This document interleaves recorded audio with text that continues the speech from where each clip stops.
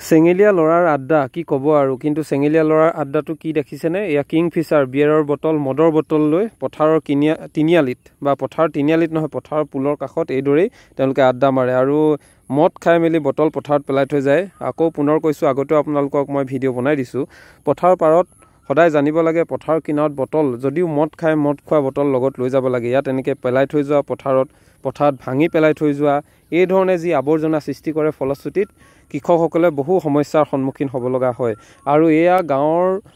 গাঁওসমূহত বিশেষকৈ পথাৰৰ কিনাৰত যি বৰ্তমান সময়ত চেঙেলীয়া কিছুমান ল'ৰাৰ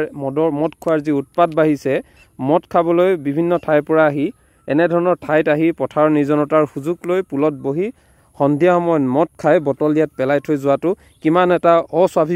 স্বাভাৱিকৰ অৱস্থা সৃষ্টি কৰে বা এই বটলবোৰে কিমান কৃষকৰ ভৰি কাটে এইবোৰ কিন্তু আপোনালোকে নিশ্চয় জানে যিসকল ভুক্তভোগী সেয়ে বৰ্তমান সময়ত কিয় যুৱ প্ৰজন্ম ইমান এনেকুৱা এটা পৰ্যায়লৈ গৈছে যে মদ খালেহে বা ক'ৰবাত গৈ পথাৰৰ মাজত মদ খাই আড্ডা মাৰিলেহে যেন এয়া লগৰীয়া আড্ডা বা ইভাগে আড্ডা নহয় যেন আড্ডা হ'বই নোৱাৰে এনেধৰণৰ মানসিকতা যি ধৰণৰ সৃষ্টি হৈছে মই ইয়াত তললৈ আপোনালোকক যদি দেখাওঁ ইয়াতো বহু মদৰ বটল পৰি আছে আৰু এই মদৰ বটল বা মদ খালেহে যে আড্ডা হয় বা মদৰ আড্ডাৰেহে যে নিজৰ বন্ধুত্ব গঢ়িব পাৰি এনেধৰণৰ মানসিকতা লৈ একাংশ উঠি অহা প্ৰজন্ম যি ধৰণে গতি কৰিছে এইবোৰে যে ভৱিষ্যত সমাজখনক বা সমাজ ব্যৱস্থা কি কৰিব তাক লৈ প্ৰশ্নৰ অৱতাৰণা হয় আৰু এই ক্ষেত্ৰত অভিভাৱকসকলে হয়তো বেছিকৈ উৰণীয়া পথাৰত মেলি দিয়াৰ বাবে হয়তো এনেধৰণৰ হৈছে আৰু এই উৰণীয়া পথাৰত মেলি ঘূৰি ফুৰিবলৈ পোৱা উৰণীয়া মাইনাহঁতে মদ খাই পথাৰৰ কিনাৰত বটল এইদৰে পেলাই থৈ যোৱাটো আটাইতকৈ পৰিতাপৰ বিষয় যিটো আমাৰ সমাজখনলৈ কিন্তু বহু ডাঙৰ প্ৰভাৱ পেলাইছে সমান্তৰালভাৱে দোকানীসকলো মদ বিকুতে তেওঁলোকে ভাবিব লাগে চেঙেলীয়া ল'ৰাকেইটাই মদ খাবলৈ ক'ত যাব কি কৰিব এইখিনি কথা এটলিষ্ট সুধিব লাগে আৰু কিমান বয়স হৈছে সেইটো চাই মেলিও মদটো বিকিব লাগে বুলি অনুভৱ হয় গিলাচ লৈ আহে চাওকচোন লগত গিলাচ লৈ আহে মদৰ বটল আৰু এইফালে পানী বটল ৰিলায়েন্সৰ পানী বটল এইবোৰ সকলো লৈ আহিব আৰু পুলত বহি এইদৰে মদ খাই বটল ইয়াত পেলাই থৈ যাব তাৰপাছত এখিনিয়ে ভাঙি পথাৰত পেলাব তাৰপাছত কৃষকে ইয়াত যেতিয়া ট্ৰেক্টৰ চলাব কোৰ মাৰিব ভৰি কাটি তেওঁলোকে আঘাতপ্ৰাপ্ত হ'ব লগা হয় আৰু এয়া কিংফিচাৰ ইয়াৰ তলত এইবোৰ বিয়েৰৰ বটল পৰি আছে এইবোৰে হৈছে আমাৰ বৰ্তমান সময়ত চেঙেলীয়া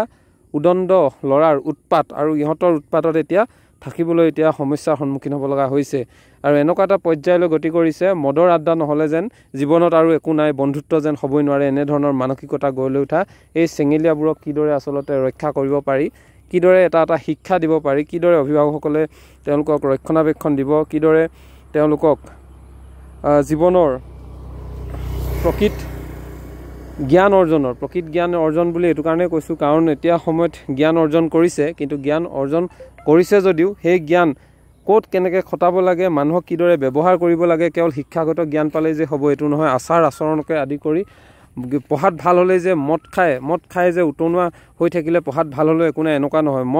মদ ক'ত খাব লাগে কিদৰে খাব লাগে কি এটা পৰিৱেশৰ সূচনা কৰিব লাগে মদ খাই ভাল পৰিৱেশত থাকিব লাগে নে বেয়া পৰিৱেশত থাকিব লাগে মদ খাই মদৰ বটল ক'ত পেলাব লাগে এইখিনি হয়তো মেণ্টেলিটিত থাকিব লাগে ইমানখিনি যদি নাজানে তেনেহ'লে মদ খাবই নালাগে কিন্তু কি ক'ব আমাৰ চেঙেলীয়াসকলৰ উৎপাত সঁচাকৈ আচৰিত হৈ পৰিছে আৰু আপোনালোকৰ গাঁওসমূহতো সঁচাকৈ হৈছে